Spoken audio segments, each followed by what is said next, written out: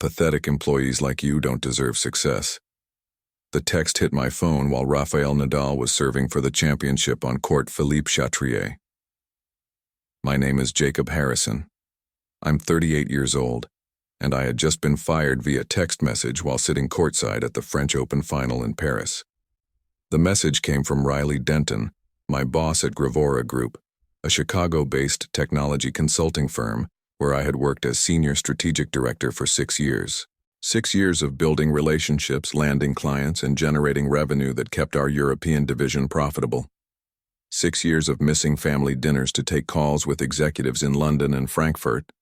6 years of loyalty to a company that had just discarded me like a used napkin. I stared at the screen for maybe 10 seconds. The crowd around me erupted as Nadal won the point, but everything felt muted. The second text appeared immediately after. You're fired. Clear out your desk by Monday. No phone call, no meeting, no explanation. Just a coward's way of ending someone's career while they were on what should have been a well-earned reward trip. I had earned this Paris trip by landing our biggest client contract in company history 8 months earlier. Nexora Labs had signed a 3-year deal worth $12 million in consulting fees. Riley had personally handed me the Roland Garros ticket package at our quarterly meeting, shaking my hand in front of the entire team and calling me the future of international business development. Now he was texting me like a teenager breaking up with his girlfriend. The man sitting next to me in the premium seating section glanced over. He was older, maybe 55, wearing an expensive watch and a calm expression that suggested he was used to being in important places. I had seen his face somewhere before but couldn't place it immediately. "Everything all right?" he asked quietly, his accent distinctly British. I looked at him more carefully. Recognition hit me like a cold wave. Gerard Bellamy, Chief Executive Officer of Lunara Ventures, our biggest competitor in the European technology consulting market. We had spoken briefly at a conference in Amsterdam 2 years ago, but I remembered him well. His company had been trying to poach our clients for the better part of a decade. "Just work," I said, slipping my phone back into my pocket. But something in my gut told me this moment was about to become much more significant than a simple firing. Riley Denton had just made the biggest mistake of his professional life, and he didn't even know it yet. The timing couldn't have been more perfect. I had built Gravora Group's European operations from nothing. When I started 6 years ago, we had 0 international clients and no presence outside the Chicago metropolitan area. Riley hired me specifically to change that, promising equity stakes and partnership opportunities that never materialized. My background was in enterprise software implementation, but I had a talent for understanding how European businesses operated differently from American companies. I spent 2 years learning German and French, traveling constantly and building relationships with technology executives across 12 countries. The results spoke for themselves. In 6 years, I had brought in 43 major clients with a combined contract value of $78 million. Our European division now represented 37% of Gravora Group's total revenue. But Riley had always been threatened by my success. He was the type of executive who demanded credit for every victory while distancing himself from any failure.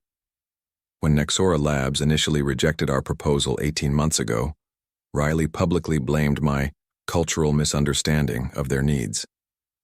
When I eventually won them back with a revised strategy, he told the board it was his leadership that made the difference.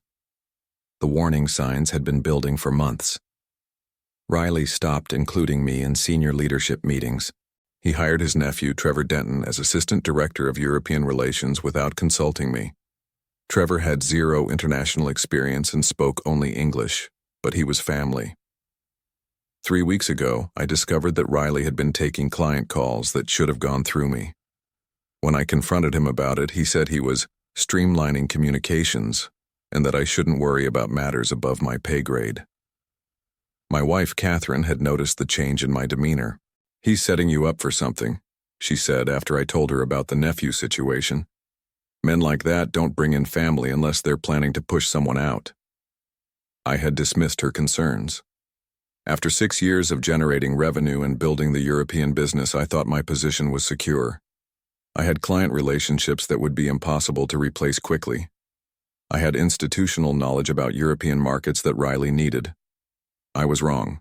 What I didn't know was that Trevor had been systematically working to undermine my client relationships. He had convinced Riley that I was going native and putting European client interests ahead of company profits. He suggested that my frequent travel was excessive and that most of my responsibilities could be handled remotely by someone based in Chicago. The Roland Garros trip was supposed to be recognition for my achievements. Instead, it was apparently Riley's way of getting me out of the country while they prepared my termination. But Riley had made one critical miscalculation. He fired me while I was sitting next to the one person who could turn his power play into a catastrophic business mistake. I pulled my phone out again and reread Riley's messages. The words felt even more insulting the second time. Pathetic employees like you don't deserve success. The arrogance was breathtaking. Gerard Bellamy was still watching the match, but I could sense his attention had shifted slightly in my direction. He was the kind of executive who noticed everything, and my reaction to those text messages hadn't been subtle enough. The full weight of what had just happened began to settle in. Riley hadn't just fired me. He had humiliated me. The timing was calculated to cause maximum damage. Firing me while I was in Paris meant I couldn't defend myself, couldn't gather documents, couldn't speak to clients or colleagues before word spread through the office. But as I sat there watching Nadal celebrate his victory, something shifted inside me. The initial shock and hurt were transforming into something colder and more focused. Riley had underestimated me completely. I thought about my client relationships. Nexora Labs had specifically requested that I remain their primary contact throughout the contract period. Klaus Weber at Kristen Global had told me just last month that he considered me irreplaceable. Marie Dubois at Hollowgate Systems had been pushing for a contract extension specifically because she trusted my oversight of their implementation. These weren't just business relationships. They were partnerships built on 6 years of trust, competence, and cultural understanding. Riley seemed to think he could simply inherit them by firing me and installing his nephew. He was about to learn otherwise. I glanced at Gerard Bellamy again. Lunara Ventures had been trying to break into the American consulting market for years, but they lacked the client relationships and cultural knowledge to compete effectively with established firms like Gravora Group. What if they suddenly had access to both? The crowd began filing out as the trophy ceremony concluded. Gerard stood up and stretched, then looked at me directly. "Forgive me for being presumptuous," he said, "but you look like a man who just received some very unpleasant news." I made a decision that would change everything. "Actually," I said, standing up and extending my hand, "I think I just received the best news of my career. I'm Jacob Harrison, formerly of Gravora Group." He smiled and shook my hand. "Gerard Bellamy, Lunara Ventures. And I suspect that formerly is about to become very significant." I pulled out my phone and showed him Riley's messages. Gerard read them twice, his expression growing more interested with each word. "Well," he said finally, "this is quite fortunate timing. Would you be interested in continuing this conversation over dinner? I know an excellent restaurant near the Louvre." The game had just begun, and Riley had no idea he was about to lose everything. By Sunday evening, I was back in Chicago with a job offer from Lunara Ventures that exceeded my wildest expectations. Gerard had made it clear that he wanted me to lead their new American expansion, offering a 30% salary increase and equity stakes that Riley had promised but never delivered. Monday morning arrived with gray skies and the kind of cold that cuts through your jacket. I walked into the Gravora Group offices for what I knew would be the last time. Riley was waiting in the conference room with Trevor and our Human Resources Director, Patricia Wells. "Jacob," Riley said as I entered, his tone artificially cheerful. "How is Paris?" "Educational," I replied, taking a seat across from him. Patricia slid a termination packet across the table. Standard severance, non-compete agreements, return of company property. Nothing generous, but nothing illegal either. "I think you'll find everything in order," Riley said. "We've decided to restructure the European division under Trevor's leadership. Your services are no longer required." Trevor sat there smirking like he had just won a prize. He was 26 years old with an MBA from a second-tier school, and precisely zero international business experience. What about my clients? I asked. They're company clients, Riley said. Trevor will be handling all European relationships going forward. I signed the paperwork without argument. Riley looked surprised by my compliance. I have to say, Jacob, I expected more pushback from you. This is refreshing. No point fighting the inevitable, I said, standing up and shaking his hand. I wish you the best with the European market. What Riley didn't know was that I had spent Sunday making phone calls. Not to clients yet, that would come later. But I had contacted my lawyer, reviewed my employment agreements, and confirmed that my non-compete clause only applied to direct competitors in the Chicago metropolitan area. Lunara Ventures was based in London. I cleaned out my desk while Trevor watched from across the office. He made a point of sitting at my old desk and loudly discussing European strategy with anyone who would listen. The performance was pathetic, but I let him have his moment. By Tuesday morning, the real damage began. Klaus Weber from Kristen Global called the main office asking to speak with me about a contract modification. Patricia transferred him to Trevor, who spent 15 minutes trying to explain why he was now Klaus's primary contact. Klaus hung up and immediately called my personal cell phone. Jacob, what is happening at your company? This young man knows nothing about our agreement. There have been some changes in management, I told him. I can't discuss specifics right now, but I'll be in touch soon. Similar calls came from 3 other clients that week. Marie Dubois was particularly direct. If you are no longer with Gravora Group, we need to discuss our contract immediately. Riley began to panic by Thursday. He called my cell phone 6 times, leaving increasingly desperate voicemails about misunderstandings and rash decisions. Trevor had apparently managed to offend 2 clients and completely bungle a conference call with a potential new account. The breaking point came Friday morning, when Nexora Labs sent a formal letter requesting termination of their $12 million contract due to material changes in account management. Riley showed up at my apartment that evening. This is ridiculous, Jacob. You're destroying relationships out of spite. I'm not destroying anything, I said. I'm simply not available to save you from your nephew's incompetence.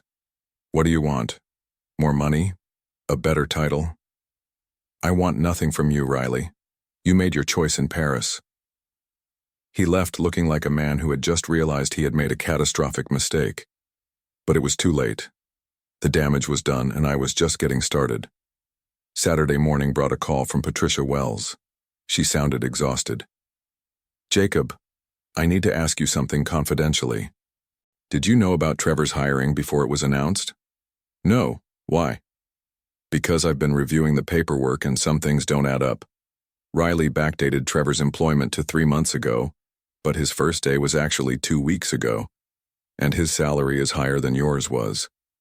This was new information. I had assumed Trevor's hiring was simply nepotism, but Patricia was suggesting something more calculated. What else did you find? Riley's been intercepting your client emails for 6 weeks. He set up a forwarding rule that copied everything to his account, and he's been telling people that you were planning to quit anyway. The picture became clearer. Riley hadn't fired me impulsively. He had been planning this for months, systematically undermining my position while preparing Trevor to take over. The Paris trip wasn't a reward. It was a convenient way to get me out of the country while he completed the transition. Patricia continued. There's more. Riley's been negotiating with a consulting firm in Berlin about acquiring our European client list. He told them you were unreliable and that the company needed professional management of international relationships. Now I understood. Riley wasn't just replacing me with his nephew. He was planning to sell the European division to a German firm and cash out while taking credit for the business I had built. When is this supposed to happen? The preliminary agreement was signed 2 weeks ago. Full transfer is scheduled for next month. Riley had played this perfectly. Fire me, install Trevor as a temporary placeholder, then sell the entire operation to the German firm for a significant profit. Trevor would probably get a bonus and a recommendation letter, while Riley would look like a strategic genius who had successfully monetized the European expansion. There was just one problem with his plan: the clients. European business culture values personal relationships and continuity. Klaus Weber wasn't going to accept some random German consulting firm just because Riley Denton said it was a good idea. Marie Dubois would terminate her contract before working with people she had never met. The Norwegian pharmaceutical company that had been negotiating a new deal would walk away immediately. Riley had calculated the financial value of the client contracts, but he had completely misunderstood what made those relationships valuable in the first place. I called Gerard Bellamy in London. "Gerard, I need to accelerate our timeline. Something significant is happening with Gravora Group's European operations." "What kind of something?" I explained Riley's plan to sell the division to a German firm. Gerard was quiet for a long moment. "That's actually perfect for us," he said finally. "If he's planning to sell, it means he's already given up on managing those relationships himself. And if the clients are unhappy with the transition, they'll be looking for alternatives." "Exactly. How quickly can you start?" "I can be in London by Wednesday." "Excellent. I'll have legal draft your employment agreement. And Jacob?" "Yes?" "Start making a list of every client relationship you can transfer. We're going to turn Riley's master plan into the biggest gift our company has ever received." Riley thought he was playing chess, but he had just handed his opponent every piece on the board. I flew to London on Tuesday night and spent Wednesday morning in Gerard's office finalizing my employment agreement. The terms were better than I had expected. Director of American Operations, significant equity stake, and complete autonomy over client relationships. Gerard had done his homework. Lunara Ventures had been trying to break into the American market for 3 years, but they lacked the relationships and cultural knowledge to compete with established firms. Hiring me solved both problems immediately. "Your timing is remarkable," Gerard said as we reviewed the contract. "We've been building our American infrastructure for months, but we needed someone who understood both markets." By Thursday, I was making calls. Klaus Weber was my first contact. I explained that I had joined Lunara Ventures and would be continuing to support his technology implementation from London. "This is much better," Klaus said. "Lunara Ventures has an excellent reputation in Europe. When can we transfer the contract?" "I'll have our legal team contact you next week." Marie Dubois was equally receptive. She had been frustrated with Trevor's lack of knowledge and was relieved to learn that I would continue managing her account. "Finally, someone who understands our business," she said. "Send me the transfer documents immediately." The Norwegian pharmaceutical company was more cautious, but they agreed to a meeting. The potential $12 million contract that Riley thought he was selling to the German firm was actually still available. By Friday, I had confirmed transfer agreements with 6 major clients, representing $42 million in contracted revenue. 3 more clients wanted to schedule meetings to discuss moving their accounts. Riley had no idea what was happening. Trevor was apparently still trying to convince clients that he could handle their needs, while Riley was finalizing details with the German consulting firm. The trap was set perfectly. Monday morning brought chaos to the Gravora Group offices. Klaus Weber's legal team sent termination notices for 3 separate contracts. Marie Dubois requested immediate return of all proprietary documents. The Norwegian pharmaceutical company canceled their negotiation meeting. Riley called me at 9 a.m. "What the hell are you doing, Jacob?" "I'm working for Lunara Ventures now. My clients chose to follow me." "You can't do this. You have a non-compete agreement." I checked with my lawyer. Lunara Ventures is based in London, not Chicago. The non-compete doesn't apply to international companies. The silence on the other end lasted almost 30 seconds. "You're destroying the European division." "No, Riley. You destroyed it when you fired me via text message. I'm just helping my clients find better service." Tuesday brought more termination notices. By Wednesday, the German consulting firm was asking serious questions about the value of acquiring a European division with no clients. Thursday morning, Patricia Wells called again. "Riley's having a complete meltdown. The German deal is falling apart, Trevor quit yesterday, and the board is asking for explanations." "What kind of explanations?"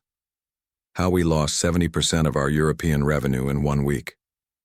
Friday afternoon, Gerard called with an update. "The Norwegian pharmaceutical company wants to move forward with us. They're offering $15 million over 3 years." "Excellent." And Jacob? I just received a very interesting phone call from someone named Patricia Wells.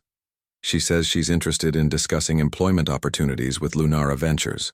Riley's empire was crumbling, and the best people were jumping ship before it sank completely. The man who had called me pathetic was about to learn what failure actually looked like. The final blow came exactly 3 weeks after Riley had fired me in Paris. Gerard called me into his office with news that made everything worthwhile.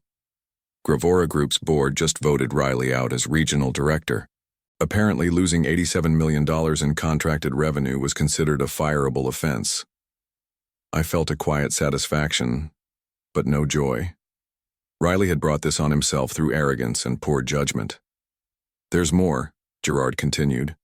Trevor Denton is apparently telling people that you sabotaged the European division out of spite. Some of your former colleagues are asking questions about his version of events. I had expected this. Riley and Trevor needed someone to blame for their failure, and I was the obvious target. Let me guess, I said. They're claiming I stole clients illegally. Exactly. But here's what they don't know. Patricia Wells has been documenting everything.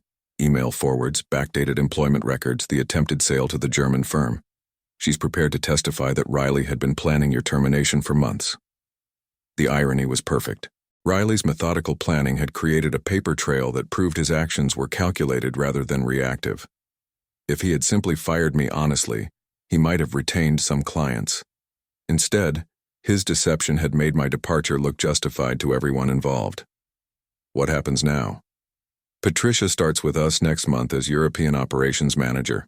Klaus Weber is recommending us to 2 companies in Munich, and the Norwegian pharmaceutical deal is expanding to include their sister company in Oslo. Riley's text message from Paris had cost him everything: his job, his reputation, and the business division he had tried to steal. Meanwhile, Lunara Ventures had gained a foothold in the American market worth over $100 million in potential revenue. Justice had been served quietly, professionally, and completely. 6 months later, I was reviewing quarterly reports in my London office when Catherine called from Chicago. "You'll never guess who I saw at the grocery store yesterday," she said. "Riley? He was bagging groceries at the supermarket near our old apartment. He looked terrible."